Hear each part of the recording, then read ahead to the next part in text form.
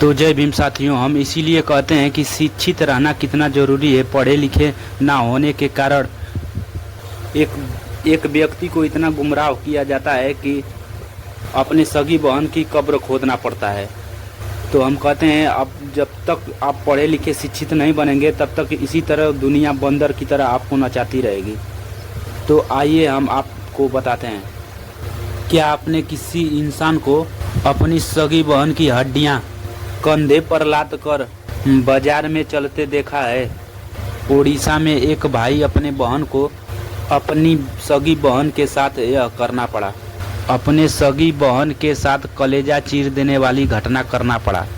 लोग पूछते हैं कि ऐसा क्यों किया, तो भाई मैं बताता हूँ कि वह क्यों किया। जब एक गरीब को सिस्टम समझ में नहीं आता है तो उसे लाश को गवाही के लिए लाया जाता है। मुर्दा जब एक गरीब को सिस्टम को समझ में नहीं आता है तो उसे मुर्दे को गवाही के लिए लाना पड़ता है। असली कहानी कागजों की जाल है और बैंक की जिद है। जित्तू मुंडा की बहन 26 जनवरी को मर चुकी थी, तो बैंक में उसका 19,300 रुपये जमा था। उन्होंने बड़ी कष्ट और बहुत मुसीबत से इकट्ठा करके दोनों लोग जमा किया था। जब उसको पैसे की काम आया, बहन की काम क्रिया के लिए और बहन की तंगी के लिए पैसे के काम आया, तो वह बैंक गया और वो अफसरों से गिड़गिड़ाया, हाथ जोड़ा, पैर पकड़ा। लेकिन अफसरों ने एक ही रट लगाई कि कागज लाओ, कागज लाओ, डेट सर्टिफिकेट लाओ, ये लाओ, वो लाओ। लेकिन जित्तू तो अनपढ़ था और उसे दुनिया भर की कागज समझ नहीं आता और सिस्टम भी नहीं समझ पाता।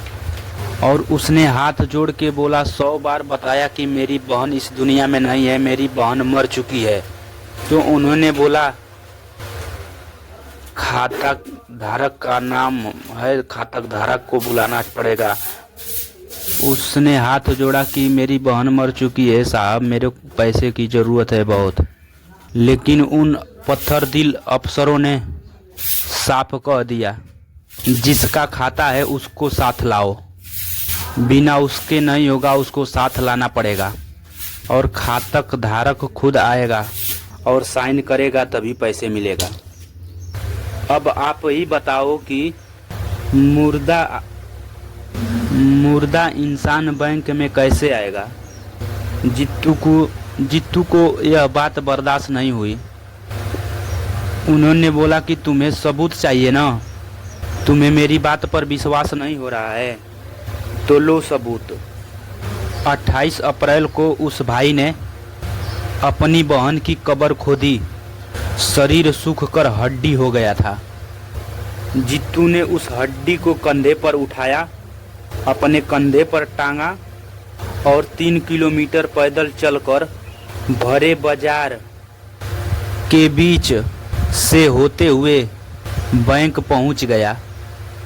उसने वो हड्डियां मैनेजर के टेबल पर पटक दिया और बोला, लो ये मेरा सबूत है, देख लो साहब, मेरी बहन मर चुकी है, अब तो मेरा पैसा दे दो।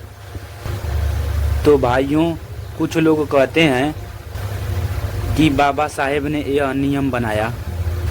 तो सुन लो मेरे भाई, दोष मेरे बाबा साहेब में नहीं थी। बाबा साहेब ने संविधान में अधिकार दिए ताकि हम सर उठा के जी सके। दोष तो उन अफसरों में है जो अमीरों के लिए नियम बना देते हैं और गरीबों के लिए कागज की दीवार खड़ी कर देते हैं।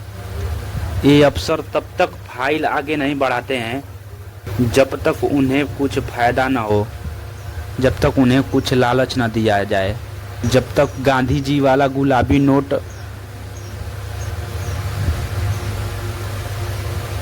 जब तक उन्हें कुछ नोट ना दिया जाए, जब तक उन्हें रिश्वत हाथ में ना आ जाए। तो मेरे दोस्त, मेरे भाई, आज की सबसे बड़ी ये सीख है कि बाबा साहेब ने हमें कहा था कि आप शिक्षित बनो। अगर जित्तू पढ़ा लिखा रहता, होशियार रहता, तो अपने हक के लिए लड़ लेता। जब उसे नॉलेज रहता उसे धाराएं मालूम होता तो बैंक वालों से लड़ लेता।